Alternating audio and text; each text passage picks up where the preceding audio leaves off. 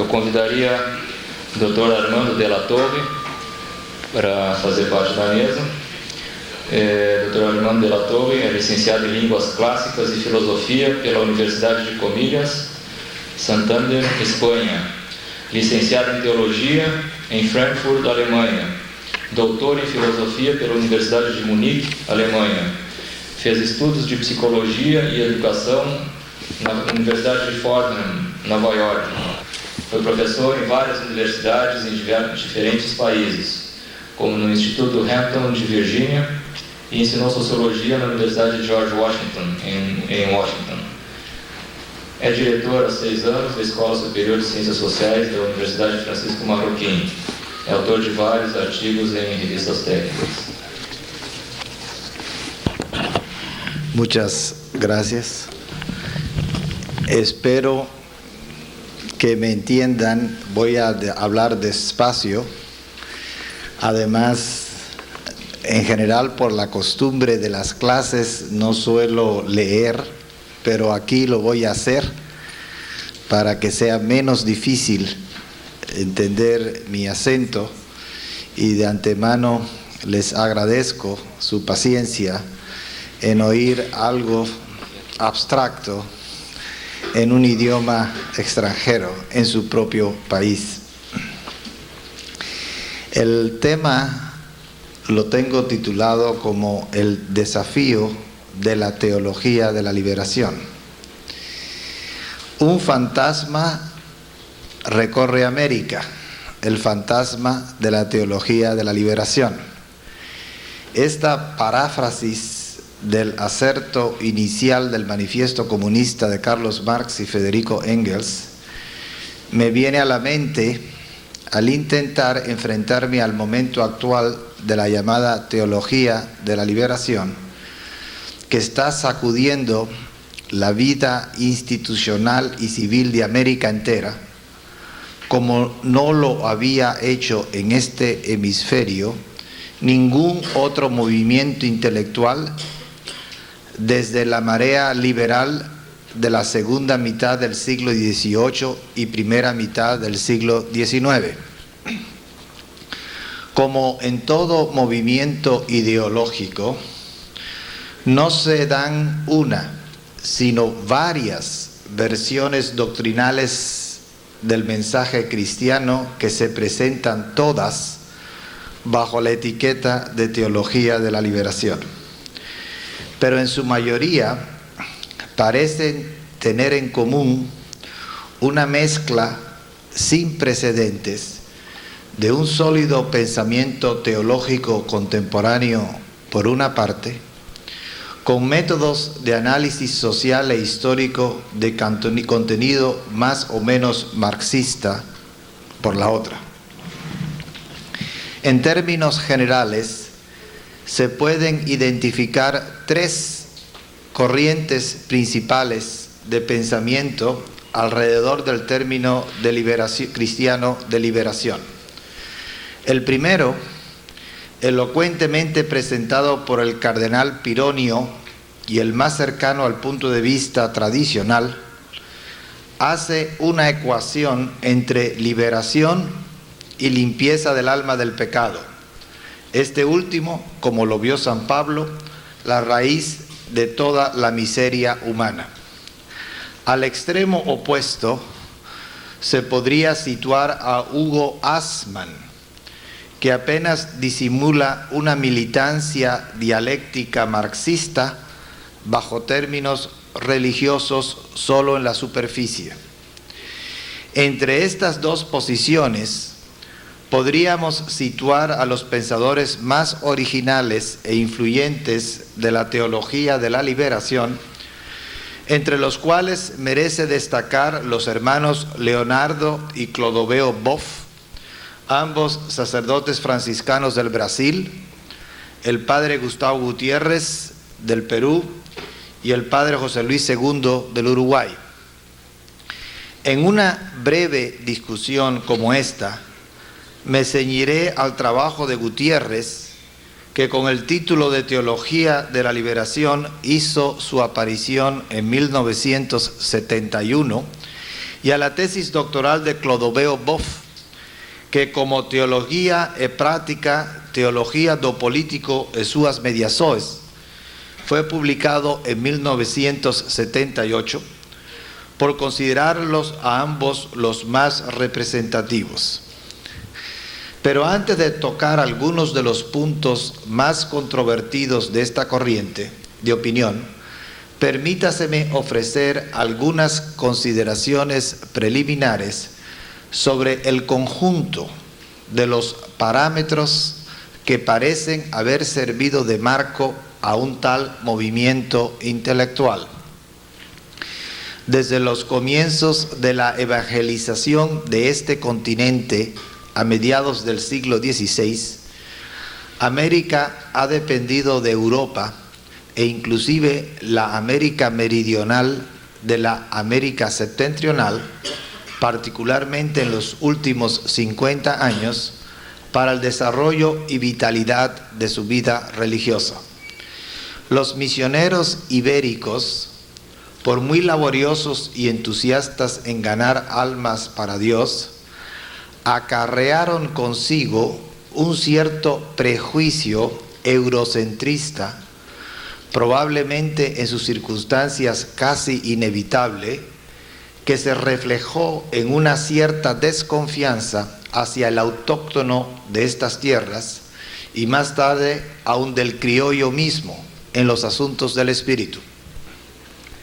Esta actitud transmitida a los hijos y nietos de los conquistadores fue un factor para que la Iglesia Católica en la América Latina adoleciera por largos años y en enormes provincias del dinamismo autónomo y nativo que se pudiera nutrir de sus propios recursos humanos. Un indicador sociológico de ello se encuentra en los usuales índices de clero no nativo, es decir, mayoritariamente europeo o norteamericano, al servicio de los obispos locales en muchas de las provincias eclesiásticas. Lo mismo se puede ver en la proporción más alta que en Europa o los Estados Unidos del clero religioso, de órdenes religiosas, frente al clero diocesano, el cura corriente, el párroco. La Iglesia Católica en nuestro suelo fue herida además por dos convulsiones de dimensiones epocales para el crecimiento del hombre de fe.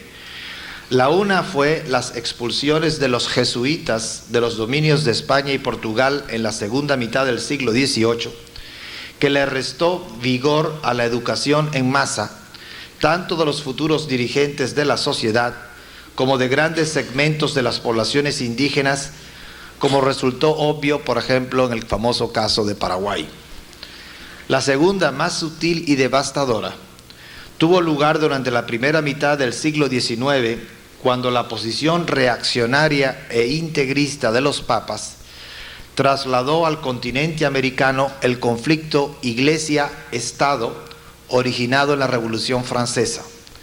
Hacia los años 1840, hubo un momento en que solo 4 obispos ancianos quedaban con jurisdicción sobre extensas repúblicas de habla castellana, porque el tradicional juramento de lealtad de los obispos a su rey español demoró la consagración de nuevos pastores de almas acordes con la inesperada situación republicana de los pueblos recientemente independizados. Como consecuencia de aquellas decisiones tomadas desde lejos en el viejo continente, el ánimo anticlerical de la Revolución Francesa quedó incorporado a muchos de los movimientos liberales de renovación perfectamente legítimos y perfectamente conciliables con la fe, y creó un innecesario alejamiento de las masas y sus dirigentes de la fe de sus padres. Me permito señalar aquí, como un ejemplo, el influjo exagerado del positivismo en la educación brasileña y en muchos otros países de Hispanoamérica hacia fines del siglo pasado y comienzos del actual.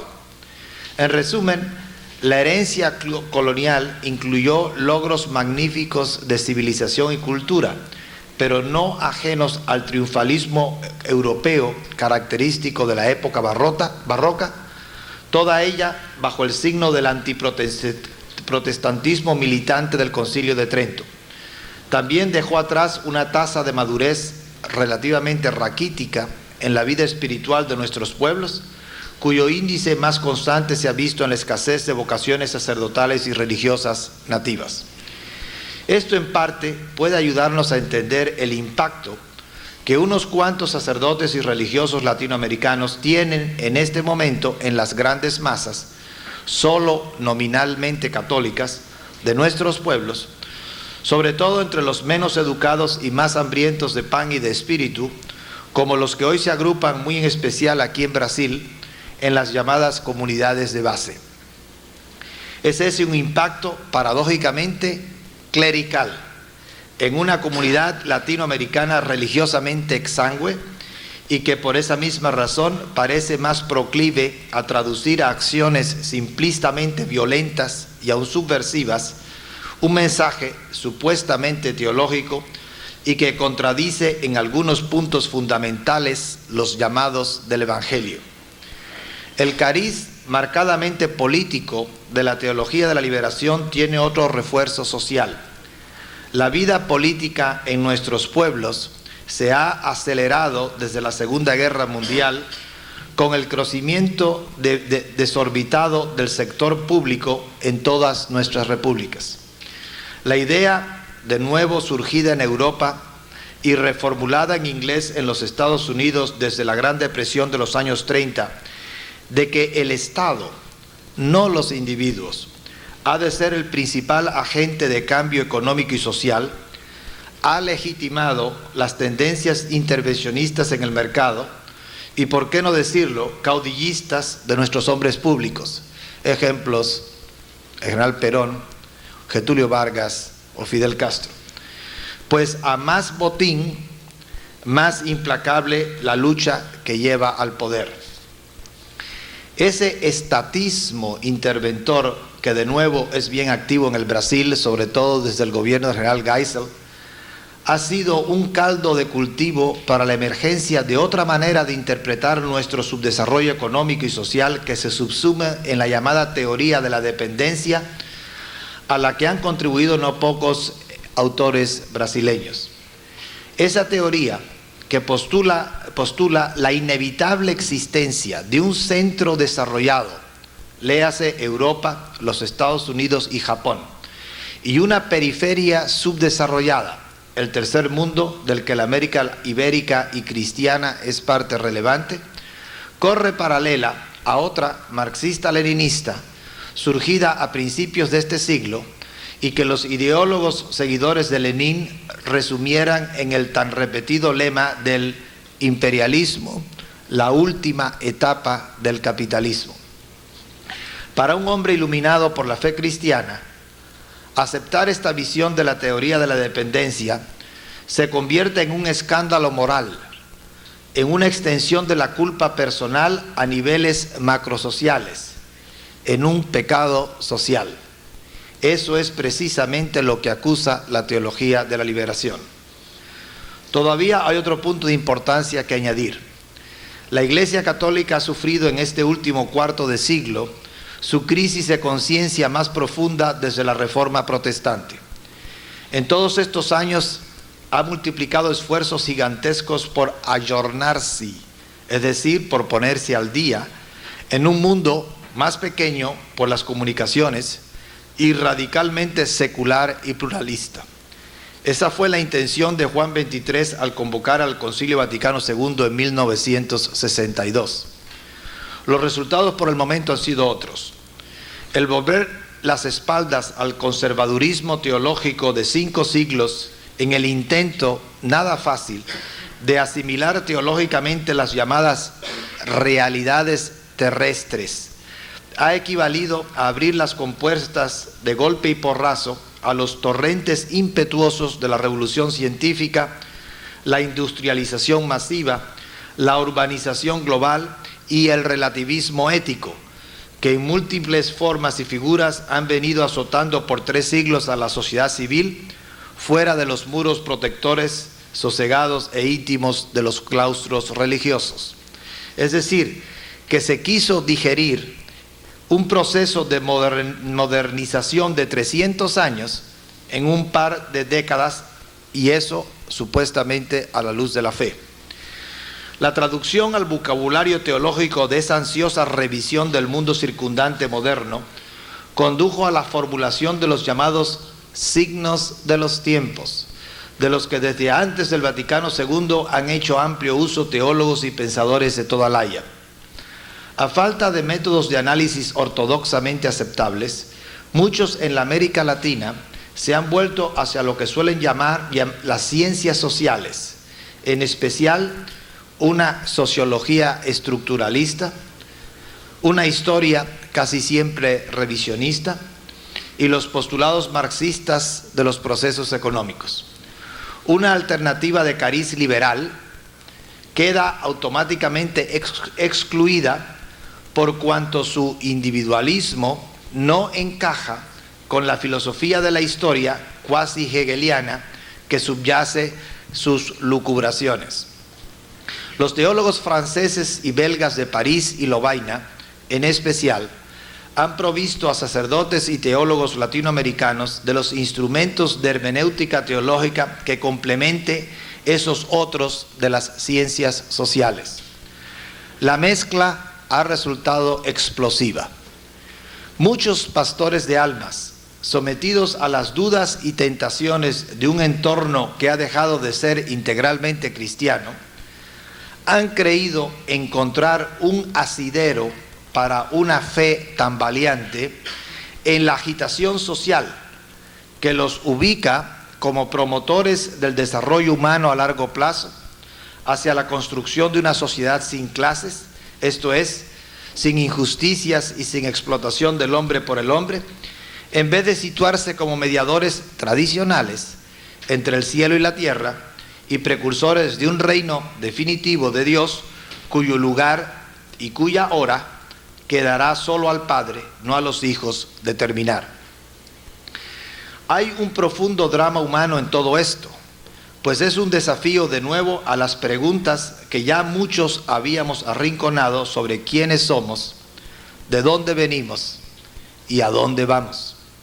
Drama que se hace trágico cuando vemos que la respuesta intentada parece contradecir casi todo lo que a la luz del Evangelio ha sido repensado una y otra vez por 2000 años. La primacía de la persona, de la responsabilidad individual, de la cooperación pacífica, del desprendimiento espiritual, de la fe en un reino que no es de este mundo. Por eso, repito, ese grito colérico, impaciente y a mi juicio mal encaminado, uno de los pensadores sociólogos alemanes de hoy día dice que es un grito dilettante, no bien fundado, que pasa por el nombre de teología de la liberación, constituye un verdadero desafío a que nos definamos. Esos vientos radicales de cambio en la postura teológica se asientan en parte en la inteligencia que de sí misma mostró la Iglesia en su constitución Lumen Gentium, Luz de los Pueblos, y de su contexto providencial en otro documento no menos importante, Gaudium et Spes, Gozo y Esperanza, ambos del Concilio Vaticano II. 2 años más tarde, a su promulgación, en 1967, Pablo VI abandonó la cautela habitual de la enseñanza social de los papas al abogar por ciertas medidas políticas y económicas muy concretas que deberían tomar los países industrializados en favor de los del tercer mundo en su encíclica Populorum Progressio. Al año siguiente, en 1968, todos los obispos de la América Latina se reunieron en Medellín, Colombia, para su segunda conferencia continental. Por primera vez, conceptos como los de liberación y evangelización aparecen como intercambiables y la opción preferencial por los pobres se hace el sello explícito de las prioridades pastorales de la Iglesia. La atmósfera de Medellín estaba cargada. Poco tiempo antes, el prototipo del nuevo teólogo de política radical, el padre Camilo Torres, había caído ametralladora en mano, combatiendo al gobierno legítimamente electo de su país, Colombia.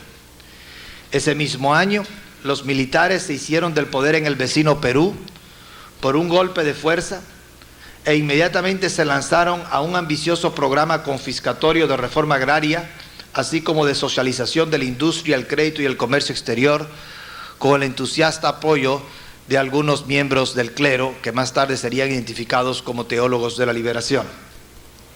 Simultáneamente, por esas mismas fechas, Fidel Castro hacía un nuevo intento de unificación de los movimientos de izquierda revolucionaria en la América Latina. Aquel fue también el año de las protestas estudiantiles en los Estados Unidos y en Europa contra la guerra de Vietnam y en pro de los derechos civiles. 3 años más tarde, un sacerdote peruano, Gustavo Gutiérrez, terminó su opus magnum bajo el elocuente título de La Teología de la Liberación, que pasó rápidamente por numerosas reimpresiones y traducciones a las principales lenguas de Occidente. Es esta obra genuinamente provocativa, el padre Gutiérrez se apoya en la actitud crítica, es decir, que ellos llaman profética, que distingue a todos estos autores de la teología de la liberación de aquellos otros teólogos de antaño, cuya postura fundamental fue más bien espiritual, tal el caso de los padres de la Iglesia, o racional, como en los grandes teólogos escolásticos, a su cabeza Santo Tomás de Aquino. Los temas principales de esta nueva visión profética o crítica pueden resumirse como sigue. Primero, la teología como esfuerzo racional para entender la compatibilidad del dogma con la razón ya no es relevante. En su lugar, la teología ha de responder al llamado profético, ayudada más por las ciencias sociales contemporáneas que por la metafísica. Eso es lo que en el contexto actual la puede hacer auténticamente científica. Segundo, la reflexión teológica debe partir de la praxis, esto es, de la decisión personal a comprometerse en la lucha por la edificación de un orden social más justo, que es requisito indispensable para la realización del reino de Dios. Ese compromiso no le deja otra opción al cristiano que la de situarse al lado del y junto al proletariado empobrecido, cuya entrada en la historia moderna nos lo revela como el auténtico pueblo de Dios. La praxis se da en la concreta lucha de clases, inevitable, cuya dimensión primaria deriva en la lucha política por un orden que supere a las estructuras capitalistas, lo cual hace en términos políticos el socialismo como la única opción del cristiano comprometido. Tercero, tampoco es sostenible para los teólogos de la liberación la dicotomía tradicional entre la historia sagrada y la historia profana. Según ellos, siguiendo en esto a cierta teología existencial, principalmente de Karl Rahner, que no tiene nada que ver con los teólogos de la liberación, solo hay una historia humana, gratuitamente llamada a la visión beatífica a través del sacrificio redentor de la persona de Jesucristo. Por lo tanto, toda historia profana es también, en un sentido más inmanente, historia sagrada, donde el progreso humano se confunde con el progreso sobrenatural en un ritmo dialéctico. Cuarto, el reino de Dios ciertamente queda en el futuro, al final de la historia, pero se incoa en el presente y no podrá realizarse a plenitud sin la purificación del corazón de cada uno, que a su vez es función de la eliminación de estructuras sociales pecaminosas. La primera entraña la opción cristiana por los pobres y humildes de este mundo. La segunda, el esfuerzo colectivo por la construcción de una sociedad sin clases. Quinto, de esa manera, todo el que contribuya algo para el logro de una sociedad más sana y más justa, trabaja por el reino de Dios, aun aquellos que no son conscientes de que esto hacen, y aun deliberadamente quieren hacer lo contrario, tal el caso de los marxistas.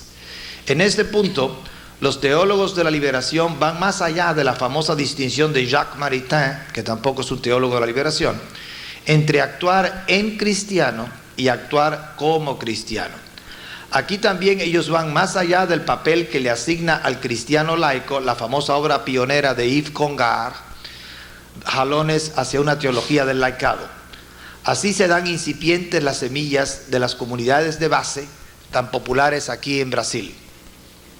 Sexto, en el caso particular de la América Latina, el único continente cristiano católico, es un escándalo nuestro subdesarrollo social y espiritual a la luz de esas premisas.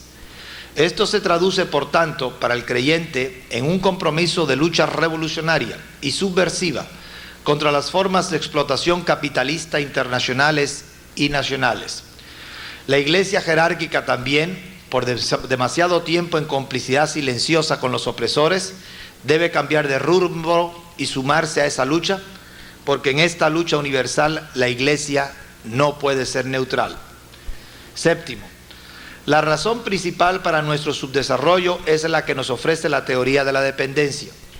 Esta dependencia no es un accidente histórico, como tampoco es un estadio previo al modelo desarrollado de Europa a los Estados Unidos o Japón. Es un elemento integrante de la estructura capitalista a nivel internacional de los medios de producción, que necesariamente descansa en un polo desarrollado y una periferia sometida cada vez a peores términos de intercambio. Octavo, en este contexto, la opción por el socialismo es la única opción verdaderamente cristiana, aunque ello implique el hacer abstracción del mandato de Cristo al amor universal de todos los hombres, pues Cristo ha sido mal interpretado en su papel político subversivo, por el cual, más que ejecutado, fue asesinado por la clase dominante. Noveno, el fundamento bíblico de esta revisión política de la revelación nos lo da con suficiente evidencia, en especial toda la historia del Éxodo o el canto del Magnificat. Décimo, es por lo tanto posible y hasta obligado reconocer una nueva hermenéutica bíblica desde el lugar sociológico en que toda teología está situada. Eso es un término muy favorito de Leonardo Boff. Ella nos devolverá la integración del movimiento dialéctico de la historia, que culmina en una sociedad sin clases, con el dato revelado que a su vez apunta hacia un nuevo cielo y una nueva tierra, donde se cumpla la profunda aspiración humana del marxismo, de cada uno de acuerdo con sus capacidades y a cada uno de acuerdo con sus necesidades. Esto sitúa a la escatología, un término muy técnico, teológico, se refiere a los últimos acontecimientos, la muerte, el juicio universal, etc. Esto sitúa a la escatología, esto es, a la teología de la causa final del movimiento de la historia entera, en un sitio preferencial en la consideración de estos autores, como lo pretendieron también Juan Bautista Metz, Jorge Moltmann y otros pensadores continentales europeos contemporáneos, que son de los que nutren también del aspecto teológico a los teólogos de la liberación latinoamericanas. El mensaje del padre Gutiérrez, trasladado a una prosa elegante y adornado de una sólida erudición teológica contemporánea, ha levantado un tremendo oleaje teológico en el mundo, la primera vez que un teólogo latinoamericano encuentra un eco mundial. Después de él ha fluido una carata de análisis críticos del mismo tenor en casi todas partes. El padre Enrique Dussel en Argentina, el padre John Sobrino en El Salvador, los hermanos Boff en Brasil y muchos otros. Las conferencias episcopales de Perú y Brasil se han tornado favorables a teología en diferentes ocasiones. Otras la han seguido de lejos con simpatía, pero con prudencia para no incurrir en la ira del Vaticano. El debate se ha encendido por ambas partes cada vez más. Últimamente, la conferencia episcopal norteamericana también ha sido muy influida por este tipo de pensamiento, no tanto a través de los obispos como a través de los llamados staffs, o sea, de los monseñores y canónigos inmediatamente después de los obispos, que son los que les sirven a ellos sus datos y análisis para llegar a sus conclusiones. He aquí algunas proposiciones que ilustran este punto de la controversia. El padre Juan II, en su libro Una teología para los constructores de una nueva humanidad, ha escrito: la única verdad que es la verdad es aquella que se afana por la liberación del hombre. El mismo padre Gutiérrez, en otro ensayo de menos envergadura titulado Marx y Jesús, ha añadido: debemos poner fin a ciertas clases de teólogos que llamamos idealistas, esto es, teólogos que no tienen un compromiso concreto. No importa de cuánta buena voluntad estén poseídos, ni cuánto ellos hayan leído San Agustín. Esta clase de teólogos serán siempre idealistas. Uso la palabra idealistas en el sentido marxista, porque solamente los teólogos comprometidos pastoralmente pueden llenar la definición verdadera de un teólogo. Después de una suave llamada de atención a los obispos congregados en Puebla, México, en 1979, el Papa respondió al desafío de la Teología de la Liberación el 6 de agosto de 1984 con una instrucción de la Sagrada Congregación para la Protección de la Doctrina de la Fe de su amigo el cardenal Joseph Ratzinger, a la que siguió otra menos severa sobre la libertad cristiana y liberación del 22 de marzo de este año. El Papa, que tiene experiencia de la realidad marxista, porque el materialismo dialéctico es el criterio oficial y absoluto en su nativa Polonia, condena enérgicamente el uso de términos marxistas y la propuesta de medios supuestamente liberadores como el de la lucha de clases. Para el Vaticano, las falacias de la teología de la liberación son muchas. Primero, desde el punto de vista estrictamente teológico, el análisis marxista no es una herramienta científica para el teólogo, yo añadiría para nadie, que debe, previo a la utilización de cualquier método de investigación de la realidad, llevar a cabo un examen crítico de naturaleza epistemológica, que es lo que intenta hacer particularmente el padre Clodoveo Boff.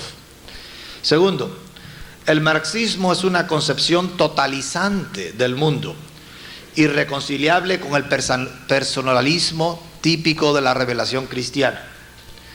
Tercero, esta concepción totalizante impone su lógica y arrastra las teologías de la liberación a un concepto de la praxis que hace toda verdad una verdad partidaria. Cuarto, la violencia de la lucha de clases es también violencia al amor de los unos con los otros y a la unidad de todos en Cristo. Quinto, decir que Dios se hace historia es caer en un inmanentismo historicista que tiende injustificadamente a identificar el reino de Dios y su devenir con el movimiento de la liberación humana, lo que está en oposición con la fe de la Iglesia, por muy de acuerdo con la fe de Hegel pueda estar.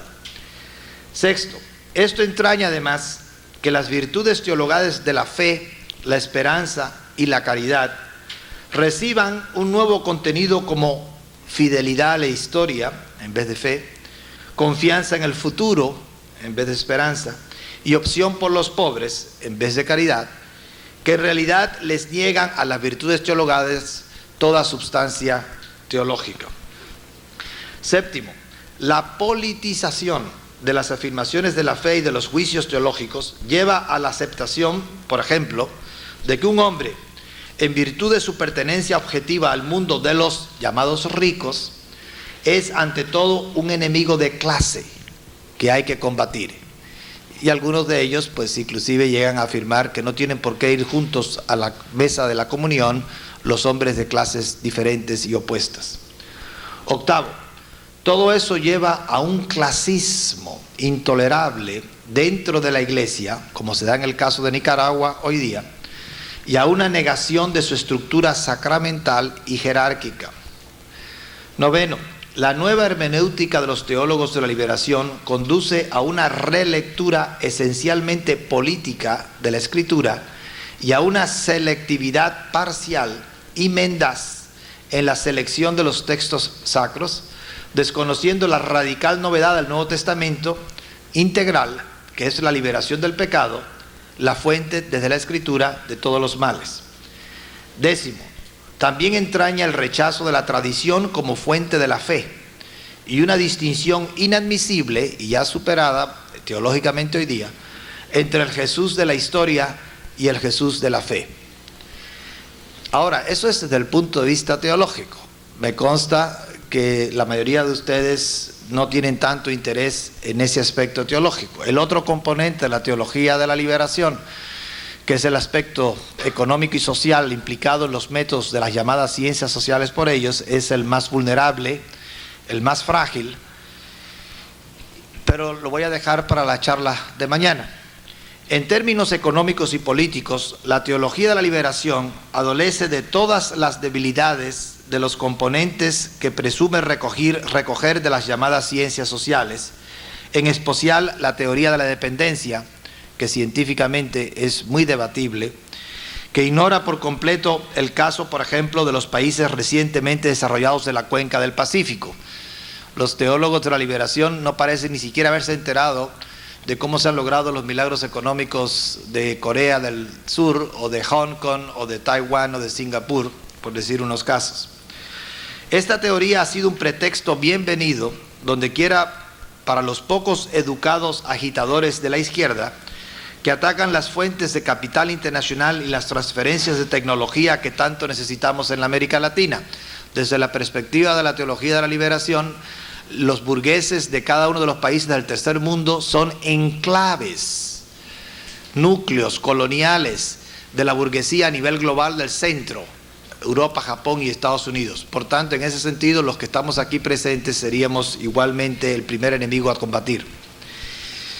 Todos estos teólogos muestran una ignorancia absoluta de cómo trabaja el mercado, aunque en esto no son solos. Es la ignorancia generalizada que precisamente los movimientos neoliberales hoy día tratan de eliminar, de enseñar a la gente cómo trabaja el mercado, en la función informativa de los precios, el lucro, en qué consiste, la asignación de recursos escasos, cómo el mercado hace también sus reformas, inclusive agrarias, sin necesidad de una autoridad que venga desde arriba a disponer el uso de la tierra, etc. Ellos solo traslucen un menosprecio clerical, y es curioso porque ellos se oponen a la jerarquía eclesiástica y quieren hacer un movimiento nada clerical, pero todos los autores de la teología de la liberación son clérigos. Un menosprecio clerical por el sentido común de la gente común que somos nosotros. Usan conceptos obsoletos como la plusvalía del marxismo, ya muy superado, e ignoran el fundamento de la utilidad marginal en el valor subjetivo de las cosas.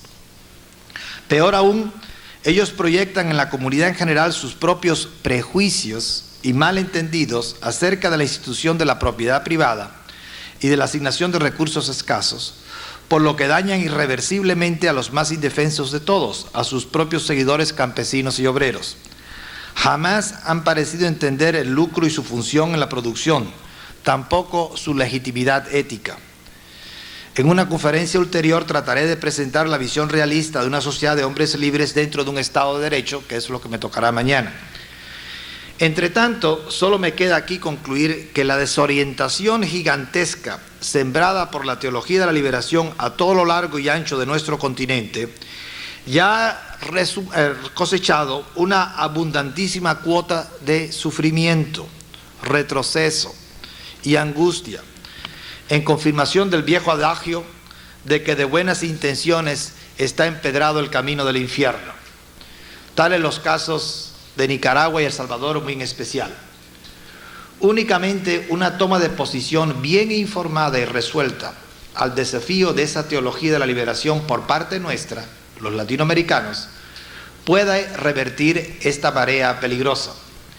En esa postura, nada será tan decisivo como nuestra propia voluntad de permanecer libres, en el convencimiento de que lo que nosotros no hagamos por nosotros mismos, estos teólogos y sus seguidores lo harán en contra nuestra. Muy obrigado.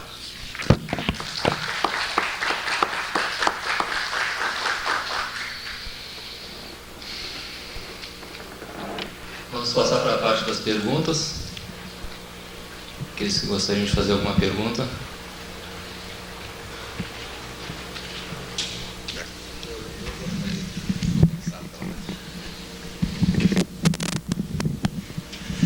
Eu gostaria de perguntar ao professor de la Torre o seguinte: como a teologia da liberação representa uma agressão tão violenta às posições tradicionais da Igreja Católica, como ele analisa o processo eventual de cisão dentro da própria igreja nesse momento.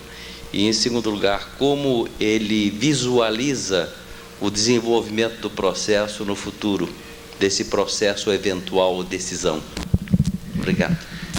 El problema de estos teólogos de la liberación es el mismo que afirma Karl Raimund Popper, hoy esta mañana lo citaron. Tienen todos los marxistas y, según Popper, también los psicoanalistas. Y es que tienen proposiciones infalseables, por eso no son científicas, no se puede negar. ¿Por qué? Porque ellos se refugian en la posición que ellos llaman profética. O sea, la crítica que ellos hacen es una crítica profética, es decir, el Espíritu está hablando por ellos en alguna forma. Y como el Espíritu está hablando por ellos en alguna forma, no se les puede contradecir, porque cualquier cosa que uno diga, refiriéndose a la evidencia de que, por ejemplo, los sistemas socialistas empobrecen en lugar de enriquecen, persiguen a la iglesia en lugar de favorecer su crecimiento, deshumanizan, despersonalizan en lugar de fomentar el crecimiento espiritual del hombre, todo eso, cuando uno les dice eso, ellos dicen, esa es crítica típicamente burguesa de un hombre que no está comprometido con la fe en un afán profético o crítico. De manera que una vez que yo estoy convencido de que el Espíritu está hablando por mí, todo tiene que ser falso si no está de acuerdo conmigo. Y ese es el problema de los teólogos de la liberación. Ellos insisten mucho en su función profética de la teología, que no tiene que ser demostrada racionalmente, sino simplemente que tiene que ser un impulso que la historia misma muestra que tiene razón, porque ellos, en su visión hegeliana y marxista de las cosas, creen que la historia es la confirmación de la verdad. Y por tanto, que si el movimiento está creciendo, eso es un indicio de que ahí está hablando el Espíritu, lo cual es un argumento muy tonto, pero es un argumento que ellos toman muy en serio.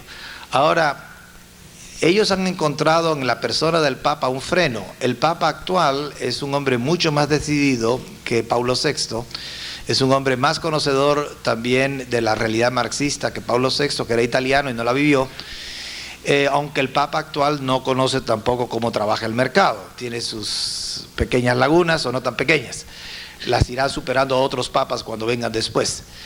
Pero ellos han encontrado en el Papa Paulo VI un freno bastante firme, sobre todo a través de los documentos publicados por el cardenal Ratzinger. Y en ese sentido, yo no les veo a ellos un futuro teológico grande, pero sí creo que pueden tener un futuro económico y político fuerte, porque en la medida en que ellos se vean rechazados por la iglesia oficial, volverán a tomar la postura del perseguido dentro de la iglesia por la clase dominante dentro de la iglesia, saldrán de la iglesia, dejarán de ser sacerdotes, se dedicarán a ser simplemente dirigentes revolucionarios a lo Camilo Torres y seguirán con el fermento en toda la América Latina. Aquí en este caso en Brasil, una etapa inicial de ese fermento revolucionario es el de la reforma agraria. Y si no lo consiguen, acudirán a otros métodos quizás menos pacíficos para buscar sus objetivos. Entonces, yo creo que una buena parte de ellos se va a desprender de la iglesia, como ha pasado, por ejemplo, en Nicaragua. Y el resto acabarán por olvidarse de estas materias. Pero los que se desprenden de la iglesia seguirán agitando nuestra América Latina en una forma violenta y destructiva y que nos hará retroceder años en el desarrollo total. Eso, por supuesto, ser profeta, acabo de criticar a los profetas, es muy delicado, yo estoy haciendo profecía. Pero usted me preguntó sobre las perspectivas y esas son como yo las veo. ¿Sí?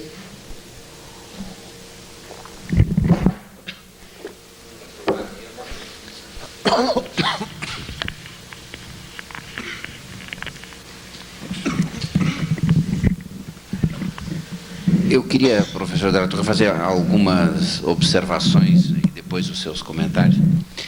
Primeiro, me parece bastante interessante, uma coisa que eu tenho investigado agora e comentado com meus alunos, uma coisa importante que nós vemos no mundo desenvolvido, né, a nossa civilização ocidental, a singularidade da civilização cristã, né? Quer dizer, a modernidade realmente eclodiu na Europa.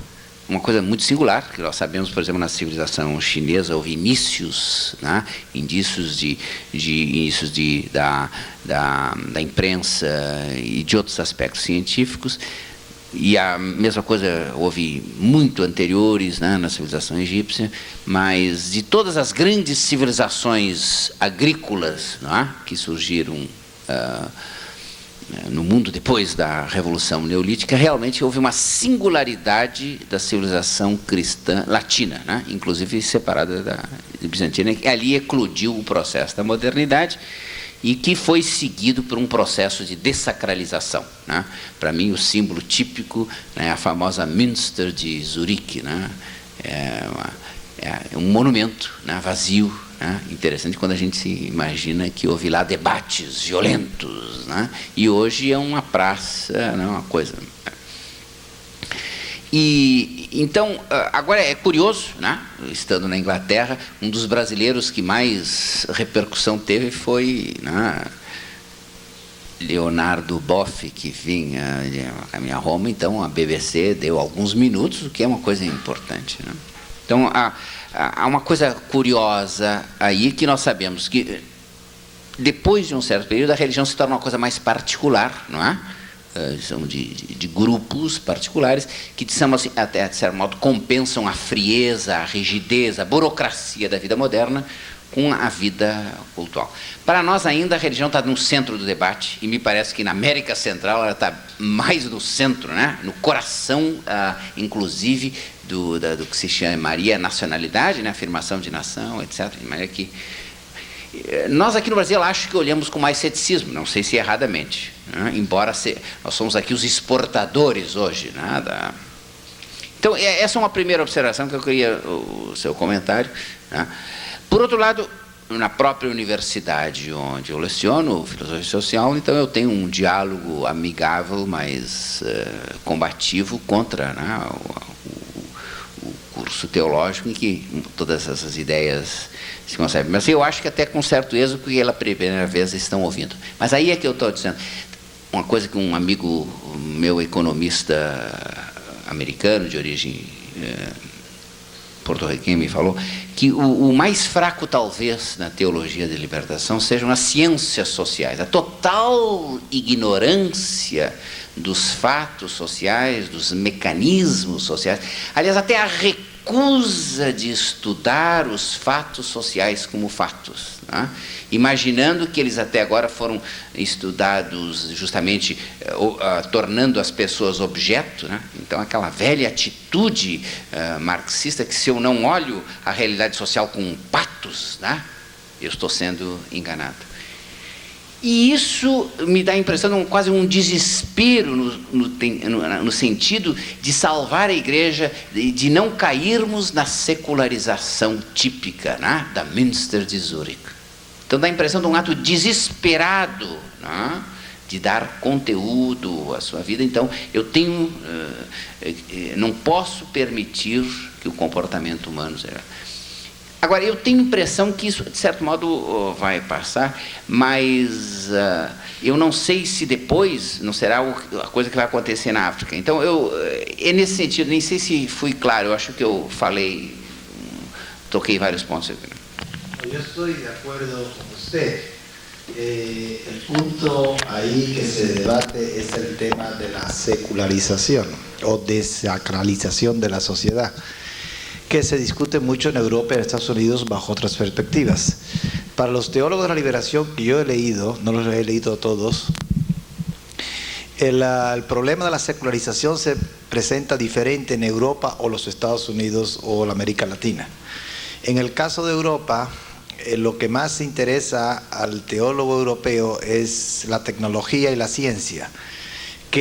¿Cuál es el significado teológico de la ciencia y de la tecnología para la fe? ¿Qué es lo que nos dan estas irdischen Wirklichkeiten, estas realidades terrestres? ¿Qué sentido tienen teológico? En el caso de los Estados Unidos, el más eminente de los que yo conozco han pensado sobre este tema, el teólogo Harvey Cox, de la Universidad de Harvard. él pone que el desafío de la secularización está en la sociedad urbana, pluralista, donde el hombre se pierde, es anónimo, donde las relaciones secundarias son las que predominan y no las primarias, y por tanto crece la importancia del dinero. Eso, a la luz de la fe, ¿qué sentido puede tener? Ahora, para los teólogos de la liberación, que son conscientes de estas maneras diferentes de interpretar el proceso secularizador de la sociedad moderna, para ellos el verdadero desafío está en el subdesarrollo. Entonces, allá dejemos a los europeos ver qué respuesta dan a la tecnología y a la ciencia, dejemos a los norteamericanos ver qué problemas dan o qué respuestas dan a los problemas de la sociedad urbana. Nosotros tenemos que buscar nuestra respuesta desde la periferia, dicen ellos, para la periferia, combatiendo el subdesarrollo, que es fundamentalmente una consecuencia inevitable, estructural, del sistema capitalista de los países desarrollados del centro, o sea, de Europa y de Estados Unidos, en la forma que traté de explicar.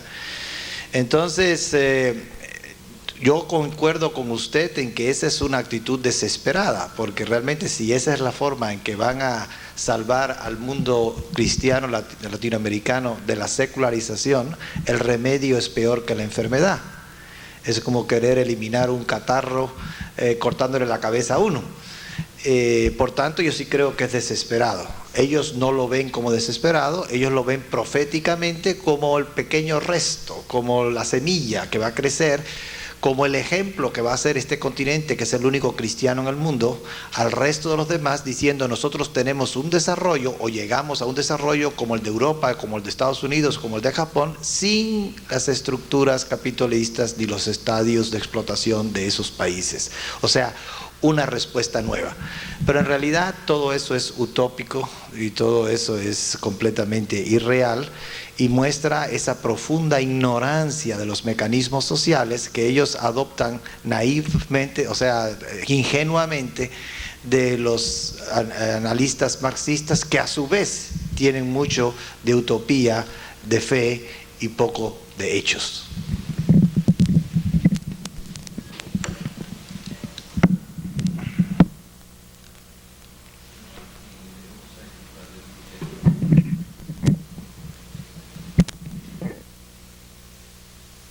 É uma pergunta muito simples, mais com interesse do ponto de vista da praxis política do que um problema intelectual. Tanto o professor de la Torre como o professor Araújo Santos referiram-se, com o que eu concordo totalmente, à dimensão ingênua que os teólogos da libertação fazem das ciências sociais, de uma maneira geral. E pareceu-me ficar implícito no pensamento de ambos a ideia de que isto militaria contra os adeptos da teologia da libertação. A meu juízo, entretanto, antes de ser uma coisa negativa para esse ativismo político, eu suponho que seja altamente positivo. Eu acho que as ideias ingênuas e românticas, simplórias, em geral, têm um poder de propagação muito mais forte do que as ideias elaboradas num plano mais sofisticado e rigoroso. E, para citar apenas um exemplo do que eu tenho em mente, eu lembraria o papel que teve a CEPAL, a Comissão Econômica da América Latina, no destino do nosso continente, quer dizer, baseado numa tese simplória, extremamente carente de fundamento científico e de fundamento empírico. Entretanto, transformou esse continente para muito pior, a meu juízo, mas de acordo com o seu pensamento. Mas eu ficaria muito grato se pudesse comentar nessa linha.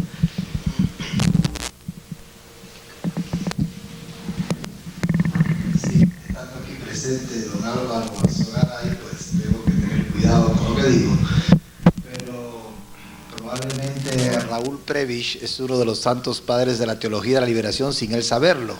Ya se murió y ya no lo sabrá jamás, pero él hizo su aporte, igual que toda la CEPAL. a la mala información sobre los mecanismos del desarrollo. Ahora, hay en la teología de la liberación un elemento utópico, escatológico, futurista, que es importantísimo porque es el mismo elemento que le ha dado la victoria al marxismo en muchos lugares. Un verdadero marxista, ya quedan pocos, porque el marxismo es un pretexto para otras cosas, pero son pocos los que creen en eso. Inclusive cuando los pocos que hay no están en los países marxistas, están en los países no marxistas. Pero bien, un verdadero marxista-leninista nunca va a comparar una realidad capitalista, como le llaman ellos, yo preferiría llamarle una sociedad de libre mercado, con una realidad socialista. De manera que, por ejemplo, yo tuve amigos en los Estados Unidos, profesores universitarios, que me hablaban de sus utopías socialistas, marxistas, pero siempre me decían, pero no haremos como en la Unión Soviética, aquí será diferente. Es algo así como también los marxistas chinos, que encontraba alguno por ahí, dice, haremos en Taiwán una revolución marxista diferente de la de Mao, aquí será diferente. O los marxistas alemanes occidentales, que también hay unos cuantos, pues siempre dicen, no, vamos hacia el socialismo en Alemania Occidental, diferente de la Alemania Oriental, porque las condiciones históricas objetivas son diferentes. Quiere decir, ellos nunca comparan la realidad de un país capitalista con la realidad de un país socialista. Ellos siempre comparan la realidad de un país capitalista que tiene sus imperfecciones, sus limitaciones, sus fallos, con una esperanza, con un ideal de perfección, con algo que nunca se ha realizado. Entonces ellos nos van a decir, en Brasil vamos a hacer de Brasil una segunda Cuba, únicamente 49 veces más grande. No, ellos lo que dicen es, en Brasil haremos algo diferente de Cuba. En Brasil será un socialismo donde no hay analfabetos, donde no hay desigualdades de ingreso, donde todo el mundo tiene empleo, donde la estabilidad monetaria es universal, en fin, donde no hay apenas ni enfermedades, todo está bien cubierto. Claro, frente a una realidad cualquiera que sea y una esperanza, ¿quién gana? La esperanza. Entonces, el énfasis que ponen estos en el futuro es su mayor fuerza, porque engañan a los simplones, a la gente sencilla. Al fin y al cabo, estos son curas muy inteligentes y preparados que trabajan entre gente muy humilde y muy poco preparada y se los arrastran. Y por eso llevan a las guerrillas y a donde sea. Por tanto, yo creo que ese punto hay que enfocarlo muy fuertemente. Ahora, ustedes son, en cierto sentido, objeto o están en la mira de la teología de la liberación, sobre todo aquellos de ustedes que tienen hijos en colegios religiosos. Naturalmente, yo soy partidario de los colegios religiosos porque soy partidario de la educación privada y que el padre tenga el derecho de escoger si su hijo va a tener una educación religiosa o no. No soy enemigo de la educación estatal, por muchas razones. Pero también creo que el padre de familia tiene obligación de saber qué educación está recibiendo su hijo. Y tengo entendido de que aquí, inclusive en Porto Alegre, pues se les está diciendo a sus hijos muchas cosas muy equivocadas que enfrentan a los hijos con los padres, porque los hijos regresan a la casa diciéndole a los padres que son explotadores de sus trabajadores o que son la clase dominante que injustamente oprime a la clase dominada, etcétera, etcétera. Ese proceso se dio en Guatemala en los años 70 y muchos de aquellos jóvenes, hombres y mujeres, y algunas de las monjas de los colegios católicos y los mismos de los sacerdotes, terminaron entre el 79 y el 81 en las montañas de Guatemala como guerrilleros. Y terminaron en un sentido físico definitivo. Muchos cayeron combatiendo con las armas en la mano por lo que les habían dicho en los colegios católicos. Hubo muchos conflictos familiares y mucho sufrimiento innecesario de hijos que rechazaban a sus padres. Entonces hay que tener mucho cuidado con el sentido de la esperanza que se le da a sus hijos en las escuelas privadas o católicas, porque pueden traer mucho sufrimiento inútil, y no es educación sino desinformación lo que les están dando. Pero ustedes tienen que saber ¿Qué es lo que le están diciendo a sus hijos y por qué se lo dicen? Y es por eso que tratamos aquí de la teología de la liberación, porque ese es el mensaje que a veces llega a algunos de sus hijos, si no en Porto Alegre, en otras partes de España. Y las ideas, en contra de los que creen algunos, las ideas sí tienen consecuencias. Y habrá siempre algunos que estén dispuestos a llevar a la práctica, a los hechos, lo que oyeron como pura teoría. Entonces hay que tener mucho cuidado y prevenirse a tiempo. Y yo creo que si así se hace, pues entonces la teología de la liberación no tendrá un porvenir absoluto en Brasil, y entonces Brasil podrá encontrar un camino, esperamos que liberal, para el mejor bien de todos.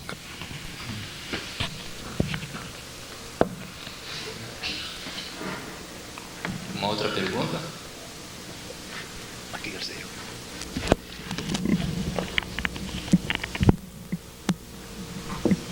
Professor, a Igreja Católica, exatamente indo um pouco adiante da pergunta que o professor Santos fez, está sofrendo na América Latina de um modo geral e no Brasil de um modo particular um processo de esvaziamento, ou seja, aqueles que acreditavam, que foram educados dentro da fé católica e que não concordam com a contradição que hoje lhes é trazida via teologia da libertação, na verdade não desistiram de sua religiosidade. Isto fez com que houvesse um crescimento enorme de outras seitas, porque o homem, uma vez religioso, geralmente não abdica da sua vida religiosa, ainda que seja íntima, muito particular e às vezes até secreta. O senhor acha que esta seria uma manifestação liberal, exatamente a fuga daquilo da Igreja Católica rumo a outras seitas religiosas?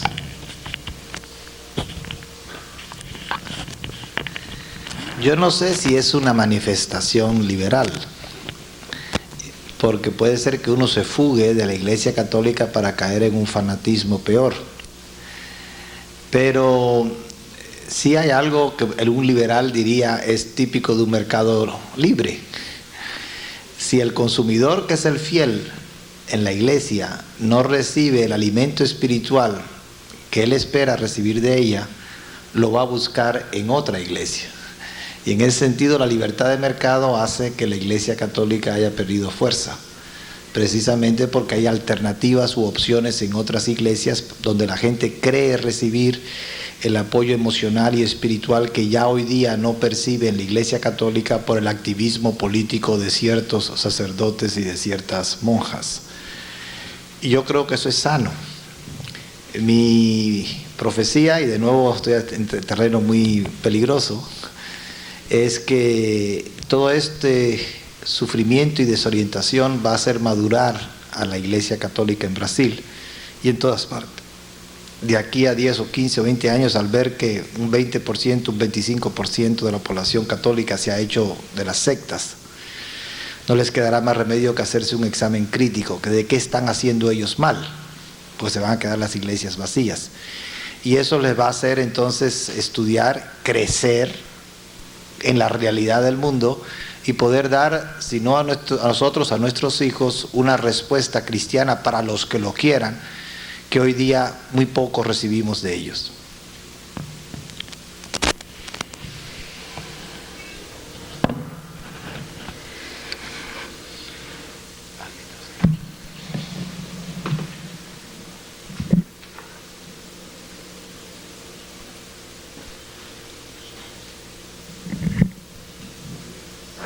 Eu não conheço o Instituto Liberal e vejo muita proximidade entre libertação e liberal. De que a Igreja Católica do movimento da libertação quer libertar o homem? E de que o Instituto Liberal, os homens do Instituto Liberal ou do pensamento filosófico liberal estão livres? O que são as duas liberdades?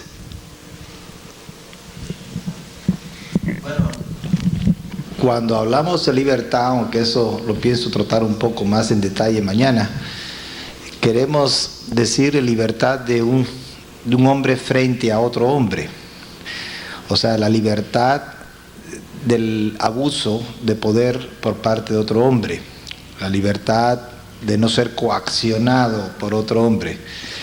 En ese punto estamos de acuerdo todos, Marx, Jesús y el Instituto Liberal.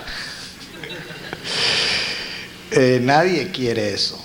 Y aquí dije Marx, y con toda razón. Yo creo que si Marx viviera, sería antimarxista al ver lo que se hace en su nombre.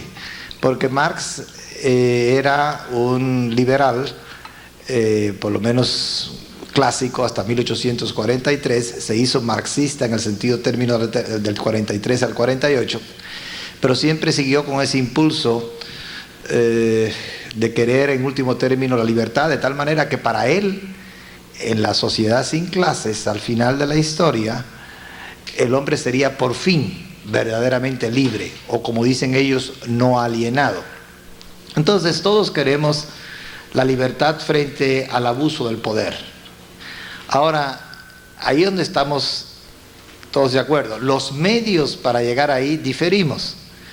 Entonces, la Iglesia Católica supone que el medio para alcanzar la verdadera libertad del hombre es erradicar el pecado del hombre, porque supuestamente el pecado, que significa soberbia, que significa avaricia, que significa envidia, que significa violencia, que significa todo lo malo, es de donde vienen todos los daños que nos hacemos los unos a los otros, los sufrimientos que nos hacemos los unos a los otros. Entonces, quitando de raíz del pecado, el hombre se libera de las consecuencias del pecado.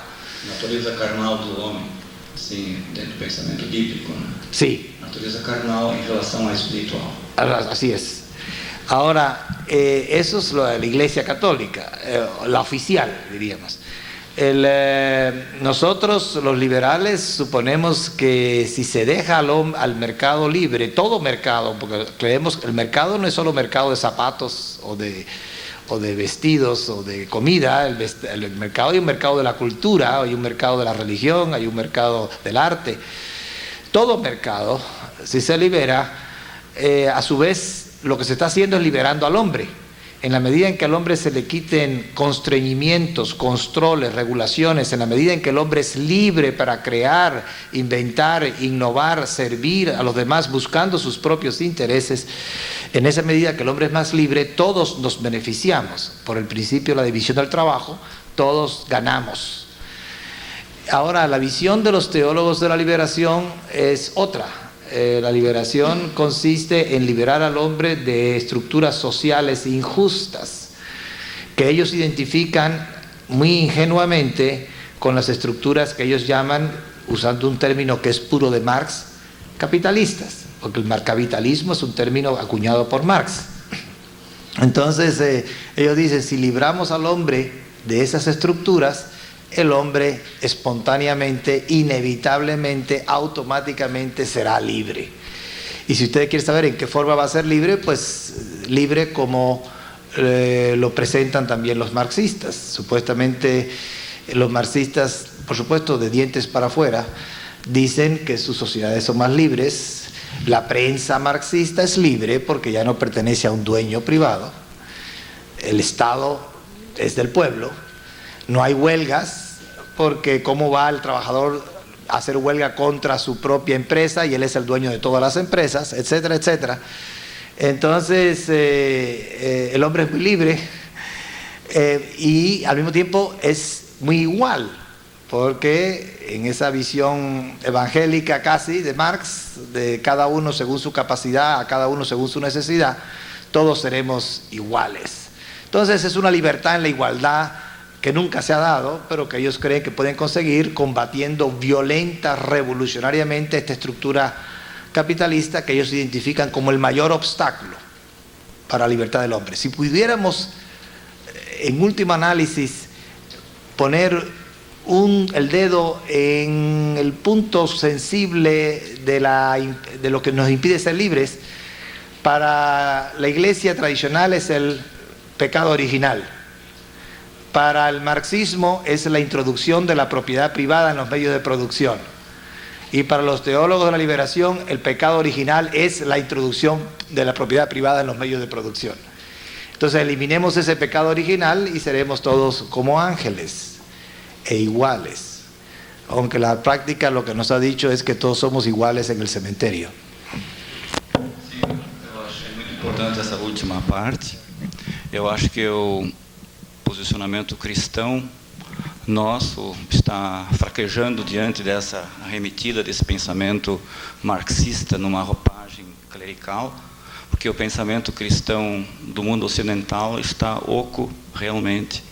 Nós estamos muito eufóricos pela tecnologia e talvez até embasados no materialismo, no pensamento da evolução, do materialismo, e não vivemos realmente uma idade adulta. Nós, em geral, aprendemos o pensamento cristão como crianças, depois vamos para as universidades ditas cristãs, mas onde se ensina o materialismo, que depois o homem, na sua prática de vida, também é uma prática, assim, desses pensamentos, ou desse embasamento materialista, onde a própria ciência, no fim, se torna uma fé de autossalvação do homem nesse pensamento do progresso.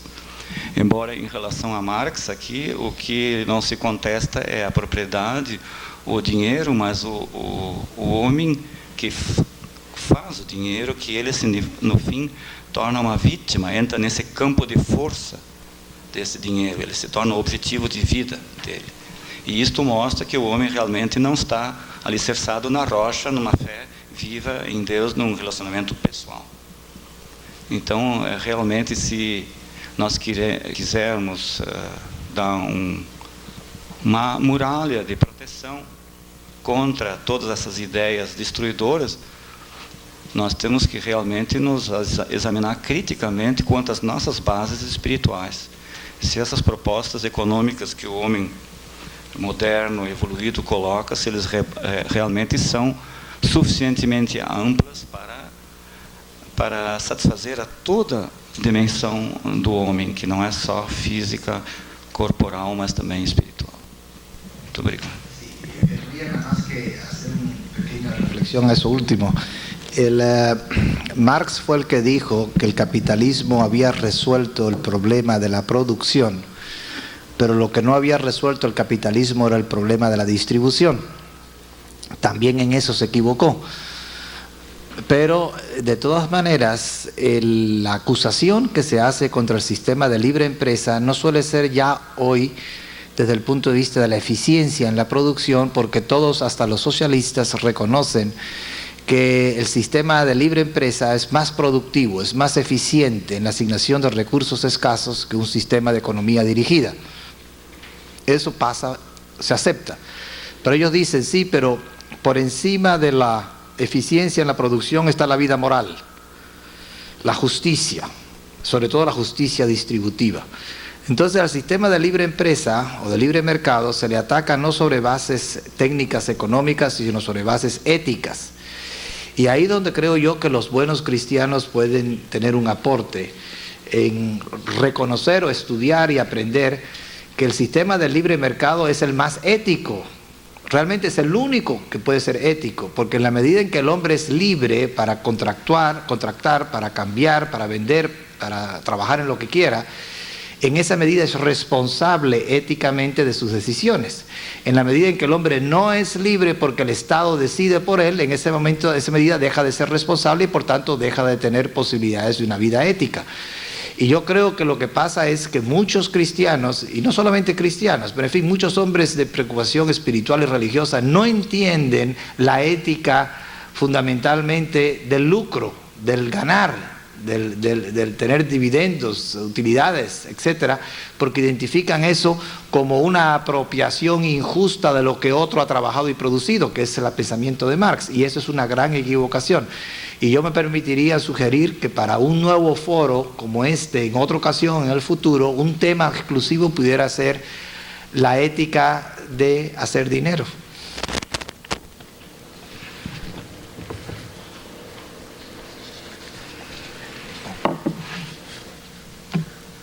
obligado. Vamos fazer 15 minutos de intervalo, depois voltaremos.